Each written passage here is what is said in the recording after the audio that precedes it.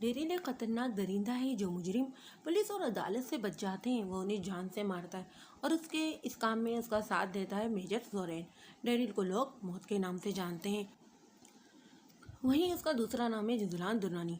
Business की दुनिया में टॉप 10 में उसका नाम शामिल है। लोगों ने आज तक उसका चेहरा नहीं देखा है। दूसरी तरफ एहसन भी जुराइम की दुनिया में एक बहुत बड़ा नाम है। उसकी बेटी मीरम, जिसे आज तक उसने छुपा के रखा है। मीरम को बाहर जाने तक की इजाज़त नहीं है। महीने में सिर्फ एक बार बाहर जाने की इजाज़त है। विल आसिफ का खास कारिंदा है। उसका असला स्मगलर हो रहा होता है। डेरिल और मेजर जोरेन इसको पकड़ लेते हैं। विल वहाँ से भाग जाता है। आसिफ विल से कहता है कि अब उसका माल एहसन निकलवाएगा। विल उसकी बात सुनकर कहता है कि वो अपनी मर्जी का मालिक है, इसे हम पैसे से भी नहीं खरीद सकते। आसिफ उसे कहता है कि हमें उसकी कमजोरी ढूंढनी होगी।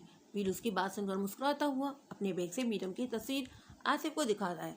आसिफ मीरम का हुस्न देखकर दंग रह जाता है। वो विल को कहता है कि एहसन ने अब तक उसे कहाँ रखा हुआ था। विल उसे सारी बात बताता है कि उसने किस तरह मीरम की तस्वीर ली। आसिफ उसे कहता है कि वो मीरम को इतना डराए कि उसकी हालत देखकर एहसन डर जाए। विल मीरम पर फायरिंग करवाता है। मीरम बेहोश हो जाती है। एहसन मीरम की हालत देखकर परेशान हो जाता है। वो अपना बेटा तो खो चुका है, पर अब वो अपनी बेटी खोना नहीं चाहता।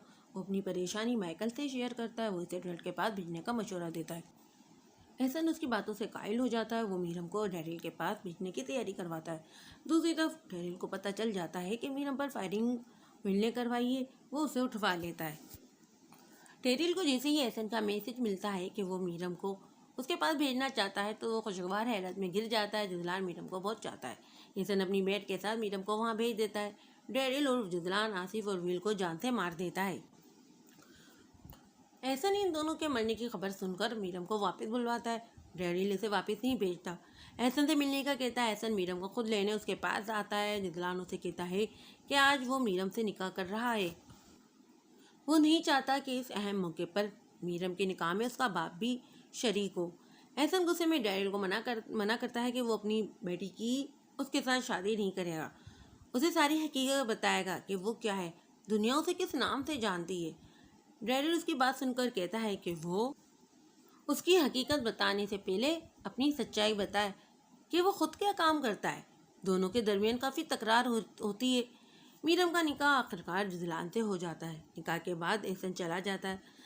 जुजलान ने आज अर्जेंटली अपना फंक्शन रखा है। इसका शर्मीला रूप देखते हुए जुजलान ने इसे मजीद करीब किया और इसे अपने साथ लगाए। बाआवाज़ बुलंद वहाँ खड़े सब लोगों से उसका तारुफ करवाने लगा। वहाँ खड़ा हर शख्स जुजलान दुरानी की पसंद को दाद दे रहा था। जुजलान के साथ खड़ी वो थोड़ी देर तक मिलने वाले लोगों से बातें करती रही, लेकिन फिर थोड़ी देर में वो इस माहौल से उकता चुकी थी। इसे ज़्यादा भीड़ पसंद नहीं थी और न ही ऐसे माहौल में वो ज़्यादा देर तक रहती थी। ये बात जुजलान जानता था, इसलिए उसने उसे ज़्यादा देर तक इस मुश्किल में नहीं रहने दिया। मेहमानों के दरमियान खड़े होकर उसने मीरम के साथ केक कट किया और थोड़ी देर बाद मिस रोजी को आवाज़ देकर अपने करीब आने का इशारा किया। कमरे में जाकर रेस्ट करो। उसके कान के करीब झुककर वो सरगोशी नुमा आवाज में कहने लगा, क्यों, मैं तुम्हें जी भर कर देखूंगा। आप मुझे यहाँ अच्छे से देख तो चुके हैं। मुझे नींद आ रही है, इसलिए मैं ऊपर जाकर चेंज करूंगी और सो जाऊंगी। और आप अपनी पार्टी एंजॉय करें और मैं अपनी नींद एंजॉय करूंगी।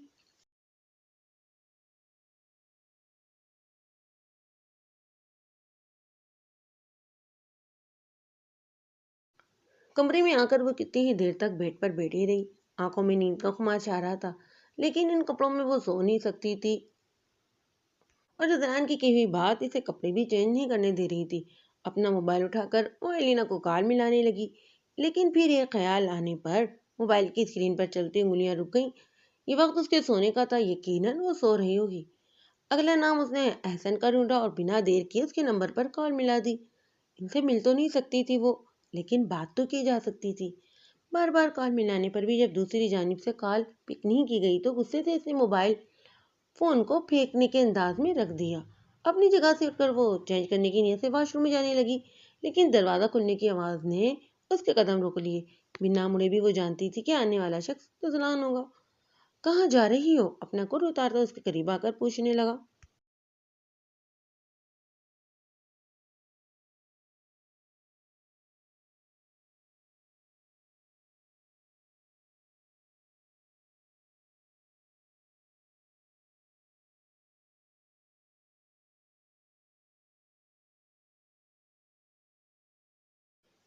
اتنا کیوں گھبرا رہی ہو؟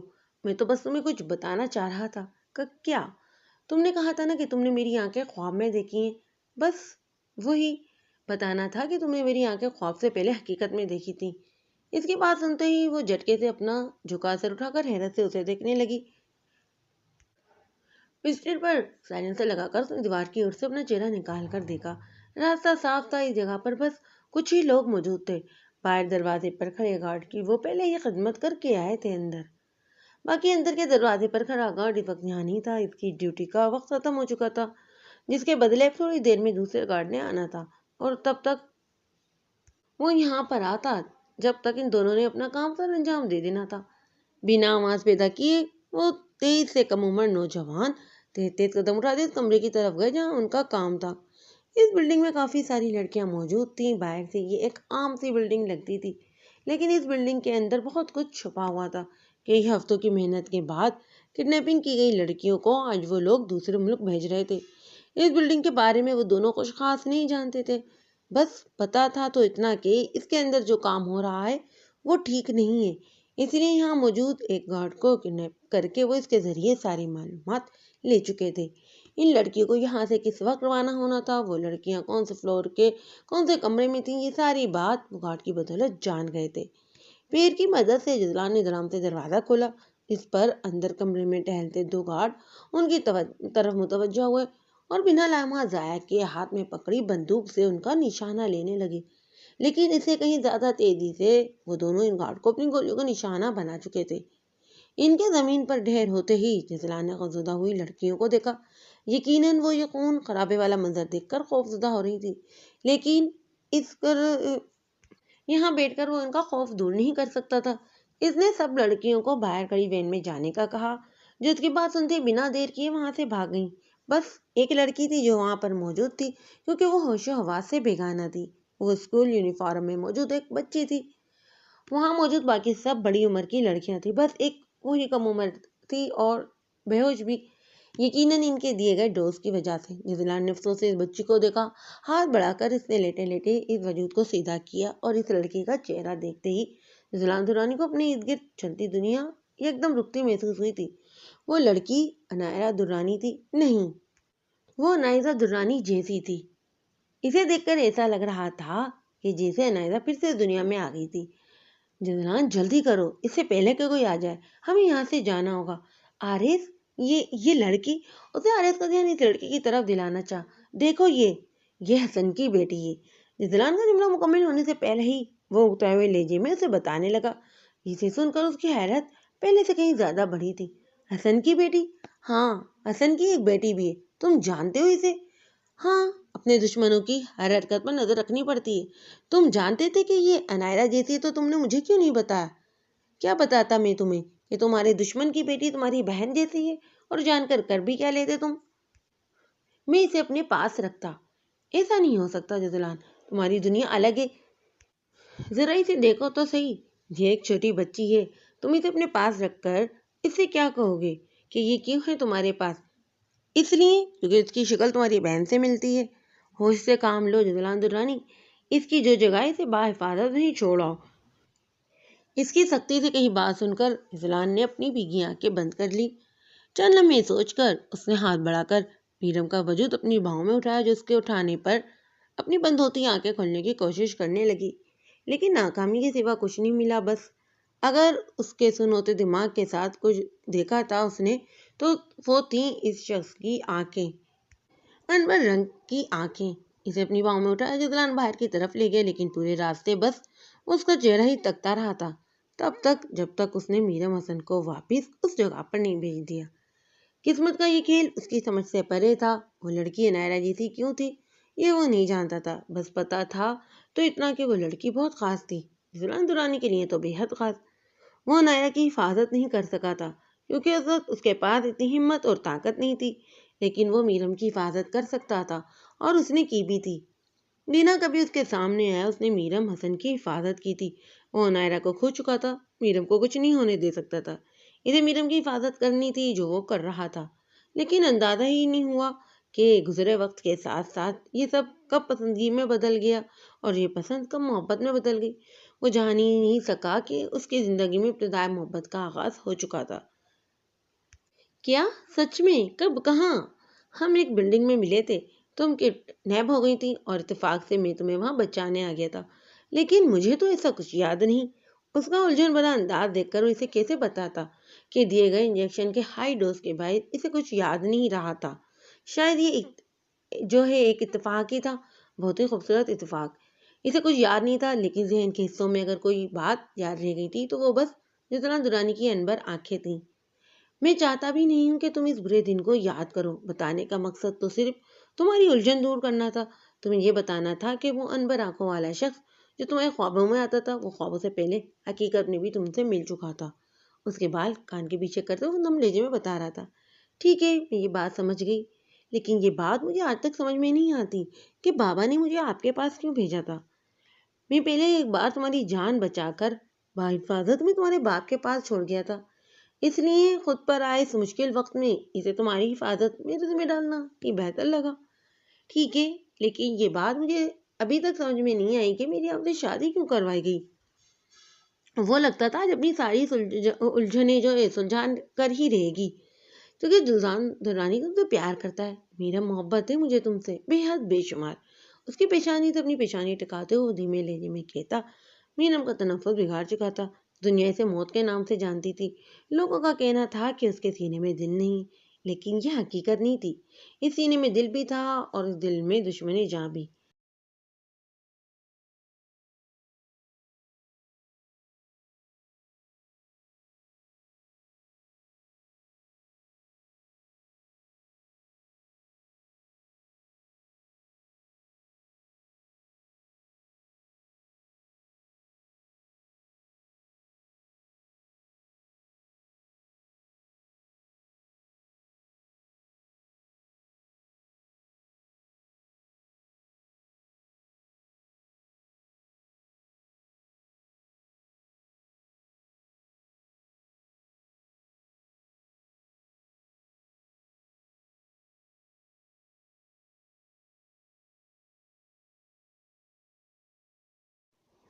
آنکھ کھلتے ہی حیرت سے وہ خالی جگہ کو دیکھتی اٹھ کر بیٹھ گئی۔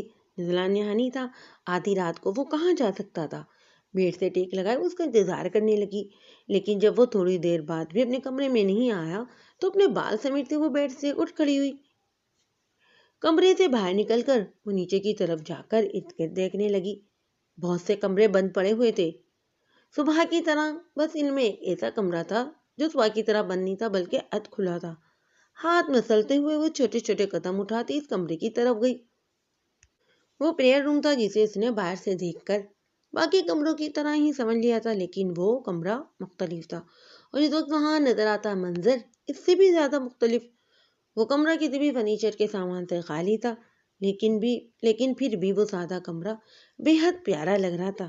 وہاں پر اللہ کے ناموں کی تصویریں لگی ہوئی تھی، جبکہ پورے کمرے میں ایک منفرد سی خوشبو نے بسیرا کر رکھا تھا۔ وہ حیرت سے سامنے نظر آتے جزلان کو دیکھ رہی تھی جو دھیمی آواز میں قرآن پاک کی تلاوت کر رہا تھا، اور وہ کھڑی اس کی تلاوت سن رہی تھی اور پہلی بار سن رہی تھی۔ آج سے پہلے تو نہ اس نے کبھی قرآن پڑھا تھا اور نہ ہی اس کی تلاوت سنی تھی۔ آج جب سن رہی تھی تو یہ آواز اسے دنیا کی سب سے خوبصورت آواز لگ رہی تھی۔ کتنی دیر تک بس وہ اس خوبصورت لمحے کی قید میں کھڑی رہی۔ ہوش تو تب آیا جب جزلان قرآن پاک بند کر کے اسے اس کی جگہ پر رکھنے لگا۔ یہاں کیوں کھڑی ہو؟ اسے دروازے کے قریب کھڑا دیکھ کر وہ چمپے سے پوچھنے لگا۔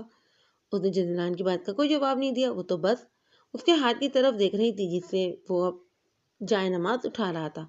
آپ کیا کر رہے ہیں؟ نماز پڑھ رہا ہوں۔ آپ نماز پڑھتے ہیں؟ اس کے بعد پر جزلان ہلکا سا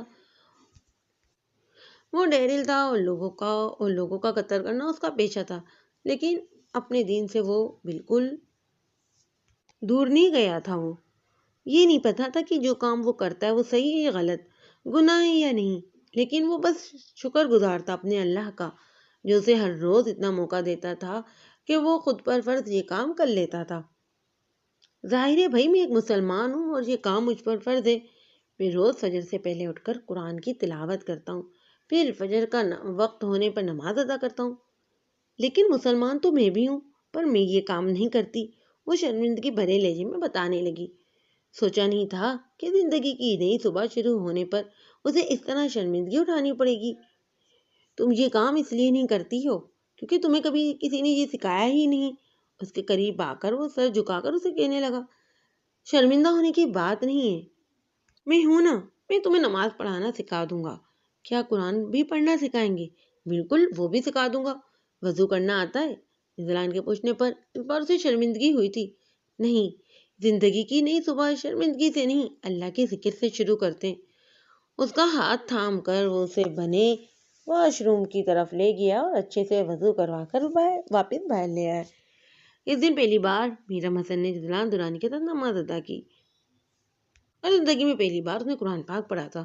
اسے سمجھاتے ہوئے حروف کہتا جاتا اور میرم اس کے کہے گئے حروف سمجھ کر دہراتی رہتی، اور اسی دن پہلی بار میرم حسن کو یہ احساس ہوا تھا کہ سکون کسے کہتے ہیں، اصل سکون ملتا کہاں ہے۔ وہ اپنے باپ سے الینا سے جزلان کے متعلق پوچھ رہی تھی کہ اس کی جزلان کی شادی کیوں ہوئی، لیکن جواب آج خود ہی اس کو مل گیا تھا۔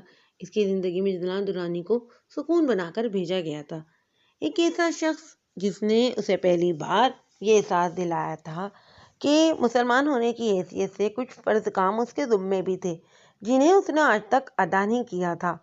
اپنے رب کے حضور جھکتی وہ آج پہلی بار اپنے رب کا شکر ادا کر رہی تھی کہ جس نے اسے ایک ایسے ہمسفر سے نوازا جو اپنے ساتھ ساتھ اسے بھی اپنے رب کے قریب کر گیا تھا۔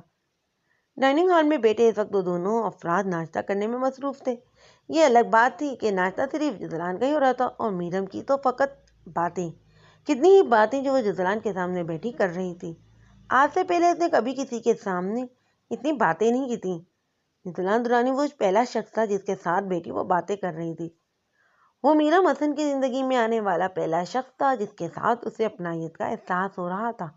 وہ ایک ایسا شخص تھا جس کے سامنے وہ غصہ، ناراضگی، جی بھر کے باتیں سب کچھ کر سکتی تھی کیونکہ وہ بنا منائے بنا اس کا ہر انداز سے سکتا تھا۔ حسن نے آج تک اسے اتنا وقت ہی نہیں دیا تھا جتنا جزلان 2 دن میں اسے دے چکا تھا۔ میرم، میں یہیں پر ہوں اور تم بھی یہیں پر ہو، تو پہلے اپنا کھانا ختم کرو، پھر جتنی دل چاہے باتیں کر لینا۔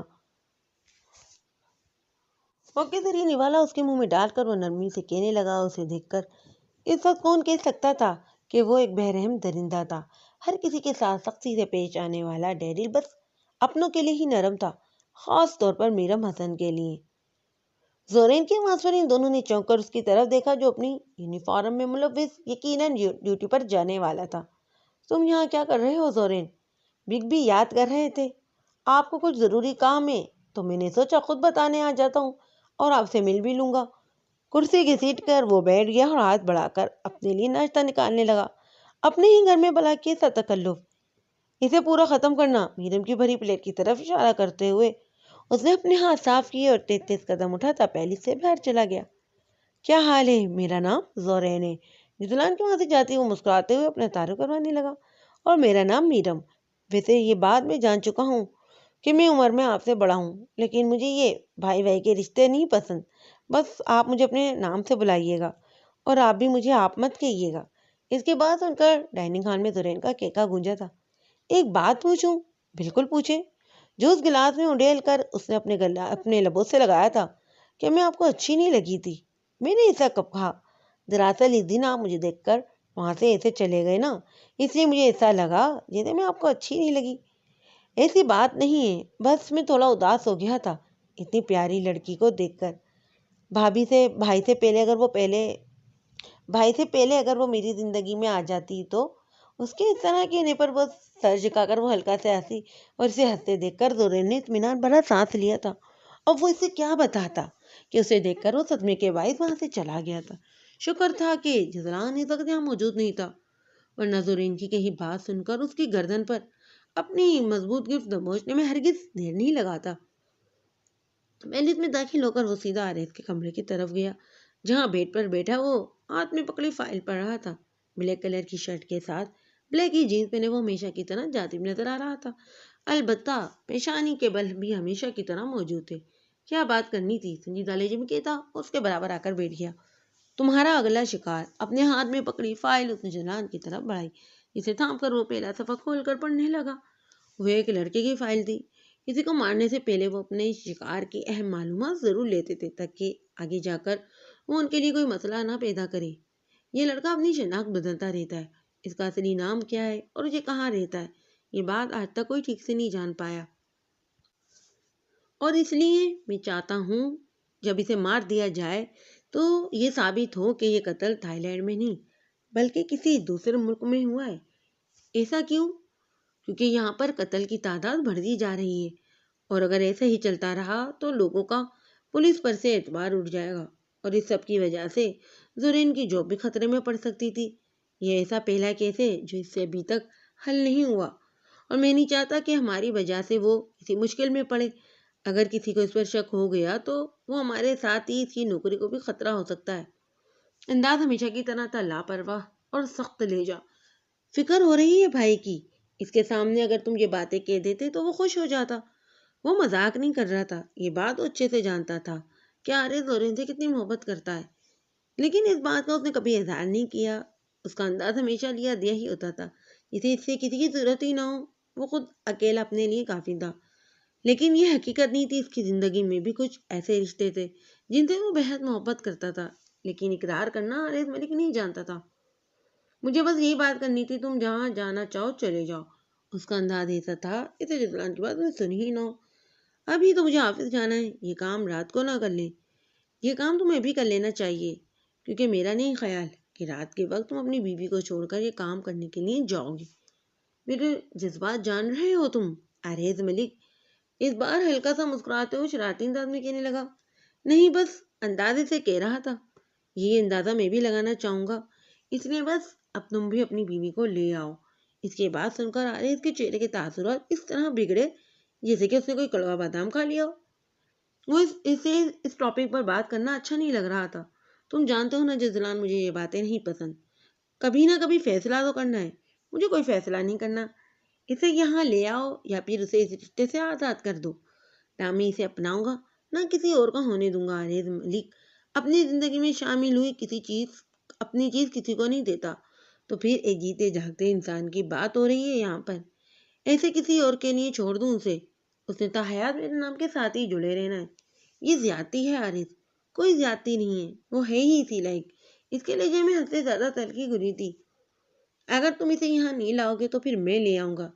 ایسا کبھی مت کرنا جزلان، اگر وہ یہاں آئی تو میں اس کی سانس اس پر تنگ کر دوں گا۔ غصے سے کہتا وہ لمبے لمبے ڈنگ بھرتا باہر کی طرف چل گیا، اور اسے اس طرح جاتے دیکھ کر جزلان بس گہرا سانس ہی لے کر رہ گیا۔ اپنے دوست کو خوش دیکھنا اس کی خواہش تھی، لیکن پتہ نہیں اس نے کب اپنی زندگی جینی تھی، کب اس نفرت کی آگ سے نکلنا تھا جو سالوں سے اس کے دل میں ڈیرا جمائے بیٹھی تھی۔ بگ بی اتنے غصے میں کیوں گئے؟ زورین کی آواز سنتے وہ چوک کر اس کی جانب دیکھنے لگا۔ تم ڈیوٹی پر نہیں گئے؟ وہیں جا رہا تھا، لیکن بگ بی کو اتنے غصے میں جاتے ہوئے دیکھا تو آپ سے پوچھنے آگے کہ انہیں ہوا کیا ہے۔ کچھ نہیں، بس تمہاری بھابھی کو یہاں بلانے کی بات ہو رہی تھی، پھر مان گئے؟ اس کے انداز میں بیداری جھلکی۔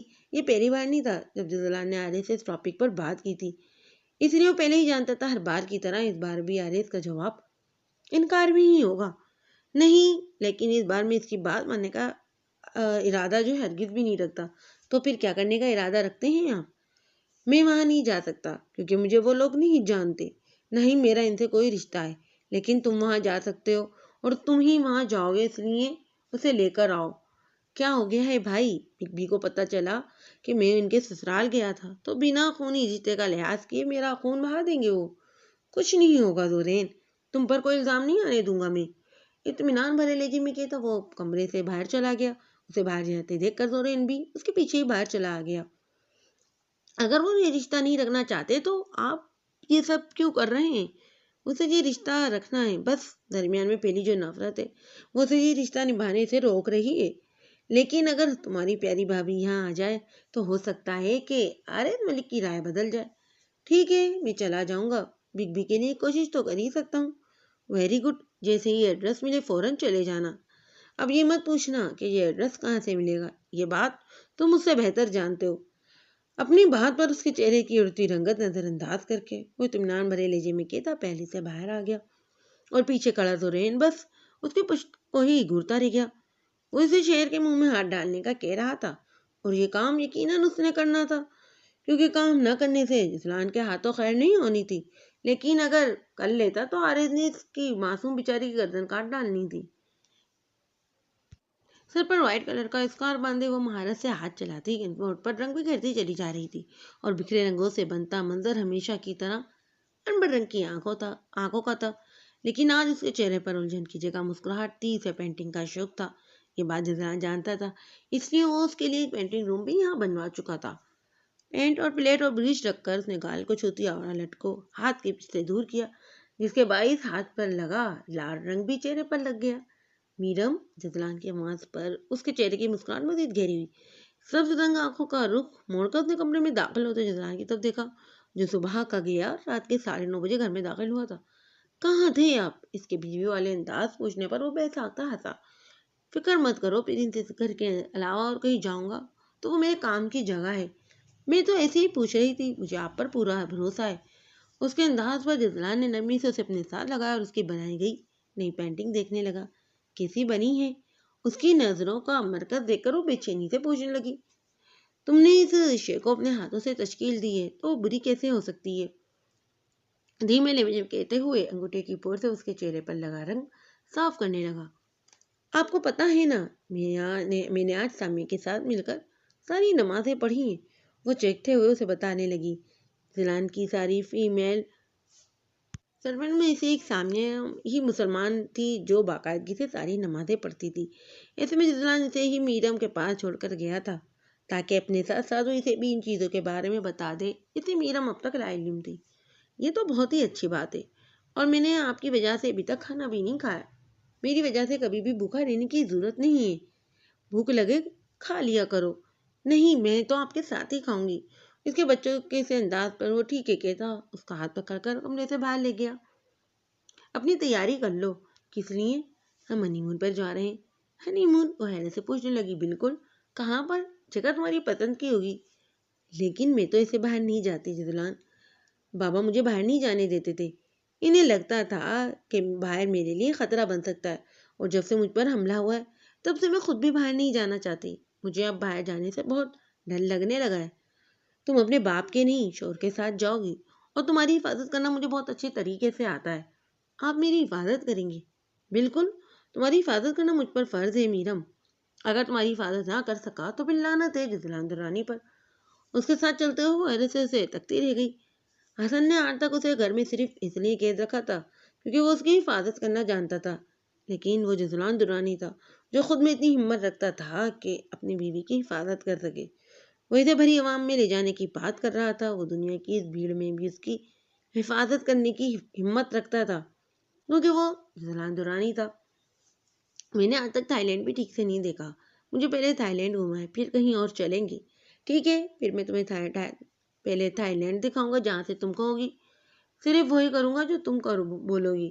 سر کو خم دے کر اس نے مسکراتے ہوئے میرم کے ماتھے پر بوسے دیا۔ پیٹ سے تھوڑی نیچے تک آتی وائٹ کلر کی شرٹ کے ساتھ پیروں کو چھوتا اور بلو کلر کا لانگ اسکرٹ پہنے، وہ سلکی بال آگے کی طرف ڈالے اس کے ساتھ مال میں داخل ہوئی۔ جزلان نے کہا تھا کہ وہ اسے پورا تھائی لینڈ دکھائے گا، اور اس چیز کی شروعات آج کے دن سے ہوئی تھی۔ وہ پہلی بار جزلان کی طرف باہر آئی تھی، آج اسے کوئی ڈر محسوس نہیں ہو رہا تھا۔ آج سے پہلے وہ جب بھی باہر آئی تھی گارڈ کی فوج اس کے ساتھ ہوتی تھی، لیکن وہ ساتھ نہیں ہوتے تھے جس کے ساتھ وہ خود کو محفوظ پاتی۔ جزلان کے گارڈ کی فوج تو آج بھی ان کے ساتھ تھی، لیکن آج وہ اطمینان بھرے انداز میں ہر طرف گھوم رہی تھی کیونکہ اس کا محافظ اس کا اپنا اس کے ساتھ تھا، جس کے ہوتے ہوئے کوئی اس پر نگاہ ڈالنے کی ہمت بھی نہیں رکھتا۔ نقصان پہنچانا تو بہت دور کی بات تھی۔ جزلان، یہ خالی کیوں ہے؟ مال کو لوگوں کی موجودگی سے خالی پا کر وہ حیرت سے پوچھنے لگی۔ تاکہ مسز درانی بنا کسی مشکل کے اس مال میں گھوم سکے۔ یہ کام اسپیشل تمہارے لیے کروایا ہے میں نے۔ پینٹ کی پاکٹ میں ہاتھ ڈالے اسے لیے لفٹ کی طرف بڑھا۔ آپ تو ایسے کہہ رہے ہیں کہ جیسے یہ آپ کا اپنا مال ہو، یہ میرا ہی مال ہے۔ جزلان کی بات سن کر اسے حیرانی ہوئی تھی۔ وہ ایک مشہور بزنس مین تھا جس کے پاس اس طرح کی کتنی ہی ہر چیزیں تھیں۔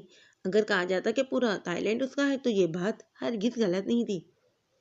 یہ اس کے شوہر کا مال تھا۔ یہ بات پتہ چلتے ہی وہ بچوں کی طرح پورے مال میں گھوم رہی تھی۔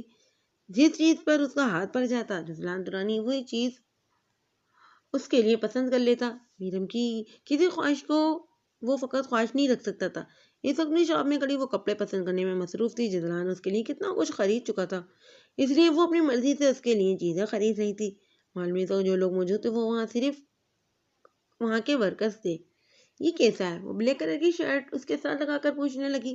جو تمہیں اچھا لگ رہا ہے وہ سب لے لو۔ چہرے پر دلکش مسکراہٹ سجائے اس نے میڈم کے ہاتھ سے شرٹ لے کر اسے بھی پسند کیے گئے باقی سامان کے ساتھ رکھ دیا۔ وہ خوش لگ رہا تھا، بلکہ وہ خوش تھا، بے انتہا خوش۔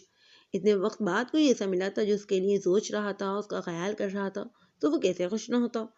وہ کسی بھی وقت گھر پر آتا، ملازم اپنی ڈیوٹی نبھاتے اور تازہ کھانا اس کے سامنے رکھ دیتے۔ اتنے وقت بعد میرم حسن اس کی زندگی میں ایک ایسی فرد آئی تھی جو اس کا کھانے پر انتظار کر رہی تھی، جو اس کا خیال کر رہی تھی، اس کی پسند میں ڈر رہی تھی، اس کے لیے مختلف اشیاء پسند کر رہی تھی۔ یزلان، آپ کا فیوریٹ کلر کون سا ہے؟ ہینگ ہوئے کپڑوں کو دیکھتی وہ مصروف سے انداز میں پوچھنے لگی۔ میرا پسندیدہ رنگ سبز ہے، کیونکہ اس رنگ کو دیکھنے سے مجھے تمہاری آنکھیں یاد آتی ہیں۔ اس کی کمر کے گرد بازو حمائل کر کے یزلان نے اسے اپنے قریب کیا تھا، جس پر وہ گھبرا کر وہاں کھڑے ورکرز کو دیکھنے لگی۔ وہ سب اپنے کام میں مصروف تھے، نہ بھی ہوتے تو کس میں ہمت تھی نظریں اٹھانے کی۔ چھوڑیں مجھے۔ نہ چھوڑوں تو؟ یزلان، یہ آپ کا بیڈ روم نہیں ہے۔ اس نے اس کا دھیان آس پاس کھڑے لوگوں کی جانب دلایا، جسے دیکھ کر وہ اپنا گلا کھنگالنے لگا۔ 2 منٹ کے اندر اندر مجھے سب اس جگہ سے باہر ملنے چاہیے۔ اس کے کہنے پر میرم اپنی پوری آنکھیں کھول کر حیرت سے اسے دیکھنے لگی، جبکہ یزلان کی بات سنتے ہی وہاں موجود افراد باہر کی طرف چلے گئے۔ دیکھیے، میرا مطلب یہ ہرگز نہیں تھا۔ اس کے ارادے جان کر وہ خود بھی باہر جانے لگی، جبکہ اگلے ہی پل اس نے اسے اٹھا کر کاؤنٹر ٹیبل پر بٹھا دیا۔ خیر، مطلب تو تمہارا یہی تھا یزلان۔ اگر اسے اندازہ ہوتا کہ اس کی ایک چھوٹی سی بات کا یزلان یہ مطلب نکالے گا تو کبھی بھی اسے نہ کہتی۔ پلیز دور ہٹیں آپ۔ نہیں ہٹوں تو کیا کر لو گی؟ میں چلی جاؤں گی، مجھے چھوڑ کر چلی جاؤ گی۔ کاؤنٹر ٹیبل سے اتار کر یزلان نے اسے اپنے قریب کرتے ہوئے کہا۔ اس کا انداز پہلے جیسا ہی تھا، بس لہجہ تھا جس میں ہلکی سی سختی اتر آئی تھی۔ آپ کو چھوڑ کر کیسے جا سکتی ہوں؟ تو پھر اس بات کا کیا مطلب تھا؟ میں تو شاپ سے باہر جانے کی بات کر رہی تھی۔ کیا میں اپنی مرضی سے کہیں نہیں جا سکتی؟ جا سکتی ہو، جہاں جانا چاہو جا سکتی ہو، بس مجھ سے دور مت جانا۔ میں آپ سے کبھی دور نہیں جاؤں گی۔ وہ چہرہ ایک دوسرے کے قریب کی ایک دوسرے میں کھوئے۔ دونوں یہ بات تو بھول ہی چکے تھے کہ وہ کہاں تھے۔ ہوش تو تب آیا جب یزلان کے بجتے فون نے ماحول کے اتراس کو توڑا۔ اس نے اپنی جیب سے فون نکال کر دیکھا جہاں زرین کی کال آ رہی تھی۔ موبائل سے نظر اٹھا کر میرم کی طرف دیکھا جو اس کی طرف سے آزادی پا کر دوبارہ سے کپڑے دیکھنے میں مصروف ہو چکی تھی۔ مطمئن ہو کر اس نے فون کان سے لگایا اور زرین کے ساتھ بات کرنے میں مصروف ہو گیا۔ ڈریسنگ روم میں موجود وہ کافی دیر سے اپنے کام میں مصروف تھی۔ آج چھٹی کا دن تھا، اس لیے یزلان بھی گھر پر ہی تھا۔ یہ الگ بات تھی کہ وہ ابھی تک سو رہا تھا اور ڈریسنگ روم میں کھڑی میرم اپنا سامان ترتیب سے رکھ رہی تھی۔ اپنے کام کرنا اسے خود پسند تھا، اس لیے مس روزی کے کہنے کے باوجود بھی وہ ڈریسنگ روم میں کھڑی اپنا سامان رکھ رہی تھی جو کل اس نے یزلان کے ساتھ خریدا تھا۔ سامان ترتیب سے رکھ کر اس نے مزید چیزیں رکھنے کے لیے جگہ دیکھی، لیکن اب مزید سامان رکھنے کی وہاں کوئی جگہ نہیں تھی۔ الماری کا پٹ بند کر کے اس نے دوسری طرف کا پٹ کھولا، اس میں یزلان کا سامان رکھا ہوا تھا۔ اس کا سامان ایک طرف کر کے وہ اپنا سامان رکھنے لگی جب نظر وہاں بنی چھوٹی سی دراز پر گئی۔ اس نے دراز میں لگی چابی گھمائی اور دراز کھول کر دیکھنے لگی جس میں فقط تصویریں موجود تھیں۔ وہ حیرت سے وہاں رکھی پہلی تصویر اٹھا کر دیکھ رہی تھی جس میں موجود لڑکی بالکل اس کے جیسی تھی، اگر کچھ مختلف تھا تو آنکھوں کا رنگ۔ میرم، یزلان کے وہاں پر وہ گھبرا کر مڑی، جس کے باعث تصویریں ہاتھوں سے چھوٹ کر نیچے گر پڑی تھی۔ یہ تھوڑی دراز اور زمین پر گری تصویر دیکھ کر اسے یہ بات جانے میں لمحے بھر کی دیر نہیں لگی تھی۔ آگے بڑھ کر اسے زمین پر گری تصویر اٹھائی اور اس کے الجھن زدہ چہرے کو دیکھنے لگا۔ یہ کون ہے؟ یہ میری بہن ہے، انائزہ درانی۔ لیکن یہ میرے جیسی کیوں ہے؟ میں نہیں جانتا میرم، قسمت کے اس کھیل سے میں لاعلم ہوں۔ میں نہیں جانتا کہ تم اس کے جیسی کیوں ہو۔ اگر میں کچھ جانتا ہوں تو بس اتنا کہ قسمت نے میرا کھویا ہوا رشتہ مجھے دوبارہ لوٹا دیا ہے۔ دھیمے لہجے میں کہتے ہوئے وہ تصویر واپس اپنی جگہ پر رکھی اور میرم حیرت زدہ چہرے کو دیکھنے لگا۔ کیا یہ وجہ تھی جو آپ نے مجھ سے شادی کی؟ ہرگز نہیں، میں نے تم سے شادی اس لیے نہیں کی کہ تم میری بہن کے جیسی تھی۔ میں نے تم سے شادی اس لیے کی کیونکہ مجھے تم سے محبت تھی، ہے اور ہمیشہ رہے گی۔ اس کے گال پر اپنا مضبوط ہاتھ رکھ کر وہ پیار بھرے لہجے میں کہہ رہا تھا۔ میری محبت پر کبھی شک مت کرنا میرم۔ میری تمہارے لیے محبت اس لیے نہیں ہے کیونکہ تمہارا چہرہ نائرہ جیسا ہے۔ مجھے تم سے محبت ہے تو صرف اس لیے کیونکہ قدرت نے میرے دل میں یہ محبت ڈالی ہے۔ اس کے ماتھے پر بوسہ دیتے اسے شدت سے اسے اپنے ساتھ لگایا تھا۔ صبح سے ہی وہ اپنے ضروری کام سے باہر گیا ہوا تھا اور اب گھر واپسی ہوئی تھی، اور آتے ہی جو چیز اسے پتہ چلی تھی وہ تھی کہ زورین کی صبح سے غیر موجودگی۔ آج تو اس کا ڈیوٹی ڈے بھی نہیں تھا، تو پھر وہ کہاں گیا؟ ملازموں کے باعث وہ یہ بات جان چکا تھا کہ زورین اس کے جانے کے بعد سے گھر سے غائب تھا۔ پتہ نہیں وہ کہاں گیا تھا، کہاں پر تھا، پر جہاں پر بھی گیا تھا یقیناً اسے چھپ کر گیا تھا، کیونکہ وہ کہیں بھی جاتا تھا تو آریز کو بتا کر جاتا تھا۔ یہ اس کی عادت تھی، اب اس نے یہ کام نہیں کیا تھا تو یقیناً یہ بات اتنی سیدھی نہیں تھی۔ اس کے سرورنٹ نہ تھی، البتہ جزلان کے سرورنٹ ضرور جانتے ہوں گے کہ وہ کہاں پر گیا تھا، کیونکہ یہاں سے زیادہ وہ وہیں پایا جاتا تھا۔ اس کے پوچھنے پر مس روزی اسے بتا چکی تھی کہ وہ پاکستان گیا ہے، اور یہ بات جان کر اس کا غصہ ختم ہونے کا نام ہی نہیں رہا تھا، بلکہ وہ مزید بڑھ چکا تھا۔ انہوں نے پاکستان کیوں گیا تھا یہ بات وہ اچھے سے جانتا تھا۔ مسٹر ملک ملنے آئے۔ دروازہ کھلتے ہی وہ معذرت کرتی اپنے آنے کی وجہ بتانے لگی۔ ان کی بات پر وہ اپنا سر ہلاتے ہوئے کمرے سے نکل کر نیچے کی طرف چلا گیا۔ ڈائننگ روم میں داخل ہوتے ہی وہاں بیٹے آرز کو دیکھتے ہی اس کے غصے کا اندازہ جزلان کو اچھے سے ہو گیا تھا۔ کیا ہوا ہے آرز؟ اس کی آواز پر آرز اپنی عقابی نگاہیں اٹھا کر اسے گھورنے لگا۔ اس کا چہرہ حد سے زیادہ سرخ ہو رہا تھا، جبکہ پیشانی کے بل میں آج کچھ زیادہ ہی اضافہ ہو گیا تھا۔ زورین پاکستان گیا ہے جزلان، میں نے بھیجا ہے، اسے تھوڑی دیر میں ہی آنے والا ہے۔ اس کے غصے کو نظر انداز کر کے وہ اطمینان بھرے لہجے میں بتانے لگا۔ کس لیے بھیجا ہے تم نے اسے وہاں پر؟ یہ بات تم اچھے سے جانتے ہو جزلان، یہ میری زندگی ہے اور اس میں دخل اندازی مت کرو تم۔ اگر تمہاری زندگی سنوارنے کے لیے مجھے تمہاری زندگی میں دخل اندازی کرنی پڑی تو میں ضرور کروں گا۔ کیا لگتا ہے تمہیں اس لڑکی کے آنے سے میری زندگی سنور جائے گی؟ بالکل ویسے ہی جیسے تمہاری سنور گئی ہے۔ ہاں بالکل، غلط فہمی ہے تمہاری، اور بہت جلد تمہاری یہ غلط فہمی دور ہو جائے گی جب وہ تمہیں چھوڑ کر چلی جائے گی۔ آریز، اس کی بات پر نہ چاہتے ہوئے وہ چیخ اٹھا۔ ان دونوں کی تیز آواز سن کر یقیناً وہ کمرے سے باہر جا رہی تھی۔ میری بیوی کو درمیان میں مت لاؤ، وہ محبت کرتی ہے مجھ سے، کبھی مجھے چھوڑ کر نہیں جائے گی۔ جزلان، تمہیں کیا لگتا ہے کہ وہ لڑکی تمہاری سچائی جان کر بھی تمہارے ساتھ رہے گی؟ کیا تب بھی وہ تمہارے ساتھ رہے گی جب اسے پتہ چلے گا کہ تم ڈیرل ہو جسے دنیا موت کہتی ہے؟ کیا تب بھی وہ تمہارے ساتھ رہے گی جب اسے پتہ چلے گا کہ اس کے بھائی کے قاتل تم ہو؟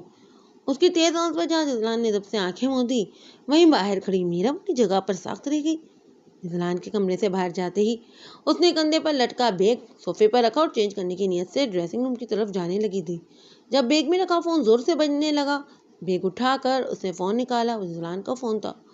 وہ اپنا فون گھر پر ہی بھول چکی تھی، اس لیے وہاں گزرے خوبصورت مناظر اس نے جزلان کے فون میں قید کر لیے تھے، اور تب سے وہ اس کے پاس ہی تھا۔ انجان نمبر سے فون آتا دیکھ کر وہ دروازہ کھول کر باہر کی طرف گئی۔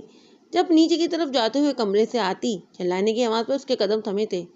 اس کا ارادہ واپس جانے کا تھا، لیکن اپنا نام سن کر وہ اوپر جانے کی بجائے کمرے کے باہر جا کھڑی ہوئی تھی۔ میری بیوی کو درمیان میں مت لاؤ، محبت کرتی ہے وہ مجھ سے، کبھی مجھے چھوڑ کر نہیں جائے گی۔ جزلان، تمہیں کیا لگتا ہے کہ وہ لڑکی تمہاری سچائی جان کر بھی تمہارے ساتھ رہے گی؟ کیا تب بھی وہ تمہارے ساتھ رہے گی جب اسے پتہ چلے گا کہ تم ڈیرل ہو جسے دنیا موت کہتی ہے؟ کیا وہ تب بھی تمہارے ساتھ رہے گی جب اسے پتہ چلے گا کہ اس کے بھائی کے قاتل تم ہو؟ اس کی تیز آواز پر جہاں جزلان نے جب سے آنکھیں موندی وہیں باہر کھڑی میرم اپنی جگہ پر سخت رہ گئی۔ اس کے ہاتھ میں پکڑا فون پھسلتے ہوئے کارپیٹ پر جا گرا اور وہ تیز قدم اٹھاتی باہر کی طرف بھاگی تھی۔ پاپا، دنیا میں آپ سب سے زیادہ کس سے محبت کرتے ہیں؟ چھوٹی سی میرم حسن کو گود میں بیٹھ کر چکتے ہوئے پوچھ رہی تھی۔ میں سب سے زیادہ پیار اپنی بیٹی سے کرتا ہوں، اور آپ کو سب سے زیادہ برا کون لگتا ہے؟ ایک شخص ہے جو مجھے برا نہیں بلکہ نفرت کرتا ہوں میں اس سے۔ کس سے؟ ڈیرل سے۔ تمہارے علاوہ اگر اس دنیا میں مجھے کسی سے محبت تھی تو وہ تمہارا بھائی تھا جسے ڈیرل نے مار دیا، جس کے بعد مجھے دنیا میں سب سے زیادہ ڈیرل سے ہی نفرت ہے۔ چھوٹی سی عمر میں ہی اسے اپنے باپ کے لہجے سے جھلکتی نفرت نظر آئی تھی، لیکن اس کے کہے لفظ میرم حسن کے ذہن پر نقش ہو چکے تھے۔ اس کا باپ ڈیرل سے نفرت کرتا تھا کیونکہ اس شخص نے اس کے بھائی کو مار دیا تھا، وہ ایک درندہ تھا۔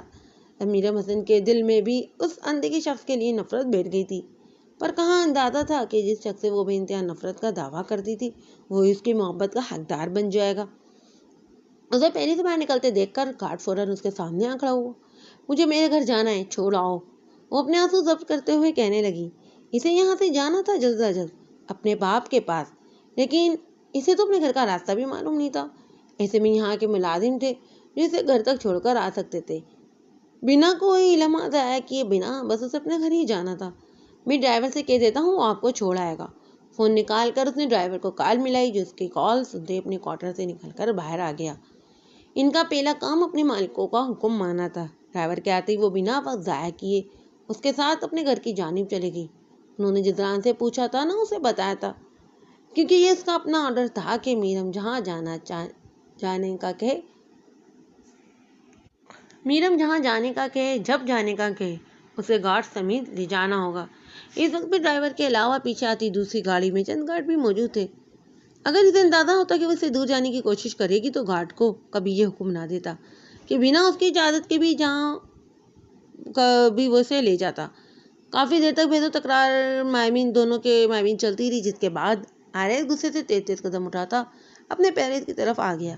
اس کے جانے کے بعد وہ کتنی دیر تک اسی کمرے میں بیٹھا رہا، اسے ہرگز اندازہ نہیں تھا زورین کے پاکستان واپس آ جانے پر آریس کو اتنا غصہ آ جائے گا، لیکن وہ بھی جزلان درانی تھا، اپنے سنے سے پیچھے نہیں ہٹتا تھا۔ آریس کے غصے سے وہ بخوبی واقف تھا، اس لیے اس کے غصے میں کہیں گی بات پر بھی اس نے اپنے قدم پیچھے نہیں ہٹائے تھے۔ بالوں میں ہاتھ پھیر کر اس نے خود کو پرسکون کیا اور اپنے کمرے کی طرف چلا گیا، لیکن خالی کمرہ دیکھ کر اسے حیرت ہوئی۔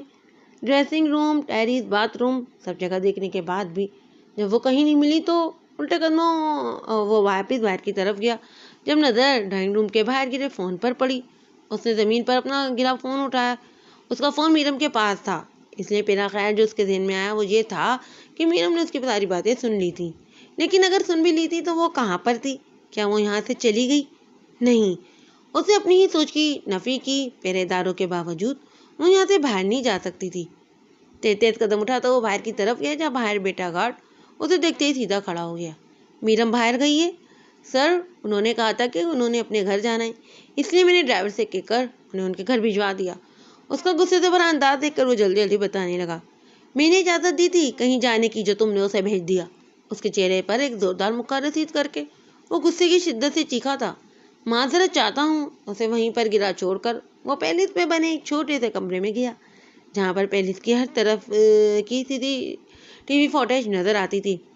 کمرے میں بیٹھے گارڈ سے کہہ کر اس نے تھوڑی دیر پہلے کی فوٹیج لگوائی اور سامنے چلتا منظر اس کی سوچ کے مطابق نکلا تھا۔ میرم ان کی باتیں سن چکی تھی، تبھی تو وہ یہاں سے گئی تھی۔ اس نے غصے سے وہاں پر رکھی کرسی کو زوردار ٹھوکر ماری اور کمرے سے باہر چلا گیا۔ کمرے کا دروازہ زور سے بجنے کی آواز پر اس کی نیند بھگ سے اڑی تھی۔ بیڈ سے اٹھ کر اس نے دروازہ کھولا جہاں مائیکل کھڑا تھا۔ سر، میرم آئی ہیں اس وقت؟ جی، آپ نے کہا تھا کہ اگر وہ آپ سے ملنے آئیں تو کہہ دوں کہ آپ یہاں پر نہیں ہیں، اس لیے میں نے ان سے یہی کہا تھا، لیکن میرے خیال سے آپ کو ان سے مل لینا چاہیے، وہ اپنے کمرے میں ہیں اور بہت زیادہ رو رہی ہیں۔ اس کی بات پر حیرت زدہ ہو کر وہ اپنے کمرے سے باہر نکلا۔